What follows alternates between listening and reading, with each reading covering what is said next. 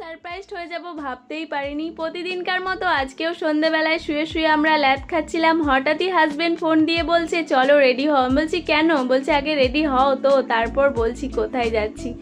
ভেতরে ঢুকে I am তো অবাক, যেটার জন্য এতদিন ধরে ওয়েট করছিলাম আমরা সেখানেই চলে এসেছি। ইয়েস তোমরা ঠিকই ধরেছো, আমরা চলে এসেছি স্ত্রী মুভির পার্ট 2 দেখতে। এটা হচ্ছে এসবিএফ এর ভিতরের ভিউটা। এখান থেকে স্ন্যাক্স, কোল্ড ড্রিঙ্কস, তোমরা পপকর্ন নিয়ে ভেতরে ঢুকতে পারো। চলো ভেতরে যাওয়া যাক। आपके पास मिसाल है ना तो आप जाइए। अरे पर हमें तो कम दिखता है ना, कम दिखता है। हाँ एक साथ चलते हैं। हाँ चल